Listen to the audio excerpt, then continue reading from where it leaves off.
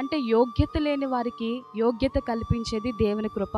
అసలు మనం దేవుని సన్నిధిలో స్తుతించడానికి కూడా అర్హులము కాదు, కానీ ఆయన విలువైన రక్తమును మన కొరకు దారదారులుగా కాచి, ఆయన ఎంతగానో మన పట్ల ప్రేమను చూపించి, మనము మోయవలసిన భారాన్ని ఆయన మోసి ఉన్నాడు.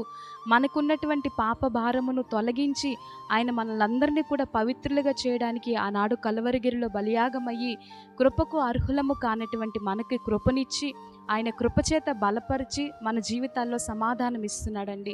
ఎన్నో సందర్భాల్లో కృంగిపోయినప్పుడు, ఎటు వెళ్ళాలో దిక్కుతోచని పరిస్థితులు, అన్ని దారులు మూయబడినప్పుడు ఆయనే మనకి తోడుగా ఉంటూ, ఆయన పాదముల యొద్దకు వచ్చినప్పుడు, ఆయన మీద ఆధారపడినప్పుడు సమాధానమును ఆశ్చర్య రీతిలో ఆయన మనకు అందిస్తూనే ఉన్నారు.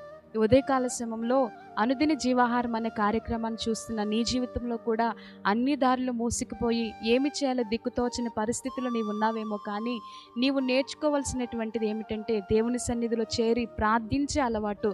దేవుని యొక్క సన్నిధిలో నీకున్నటువంటి భారం అంతటిని, నీ హృదయం అంతటిని ఆయన సన్నిధిలో కుమ్మరించగలిగినట్లయితే అద్భుత రీతిలో దేవుడు నీకు సమాధానం ఇవ్వబోతున్నాడు. ఎలాగననగా, మరి సారేపాతు విధవరాల ద్వారా దేవుడు ఏలియాని పోషించినట్లుగా, నిజముగా కాకోలము చేత ఆ రొట్టె మాంసమును తెప్పించి ఏలియాని పోషించినట్లుగా, అంటే ఇదంతా కూడా మనకు ఆశ్చర్యం కలుగుతుంది. ఏలియాకి కాకోలం చేత రొట్టె మాంసమును ఇప్పించడం ఏంటండి? కాకులు వచ్చి రొట్టె మాంసమును ఇవ్వడం ఏంటి? అది చూడడానికి చాలా ఆశ్చర్య రీతిలో ఉంటుంది. అలాగనే సారేపతు విధవరాలు, ఆమె దగ్గర ఏమీ లేకపోయినప్పటికీ ఆమె ద్వారా నిజముగా ఆమెకున్నటువంటి అప్పము మొదట తీసుకొని వచ్చి దైవజనుడైన ఏలియా గారికి ఇచ్చినప్పుడు దేవుడు తన జీవితంలో సమృద్ధిని ఇచ్చినట్లుగా మనం చూస్తూ ఉంటున్నాం.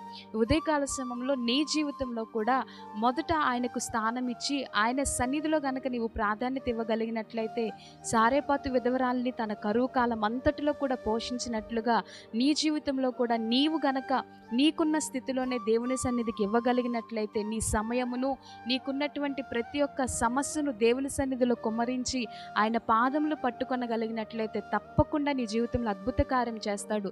కానీ మనమేం చేస్తామంటే, మొదట ఆయనకి ప్రాధాన్యత ఇవ్వకుండా అన్ని దారులలోకి వెళ్ళిపోయి అన్ని ప్రయత్నాలు చేసి చివరికి దేవుని వద్దకు వస్తాం. అలా కాదు, కానీ ఉదయకాల సమయంలో పరిశుద్ధ ఆత్మదేవుడు మాట్లాడుతున్నాడు. మన తండ్రి అయిన దేవుని నుండి కృపయు సమాధానము కలుగునుగాక అని పౌలు భక్తుడు మాట్లాడుతున్నట్లుగా, నిజమే మన జీవితాల్లో కూడా ఆయన కృప సమాధానం అనుగ్రహించునుగాక.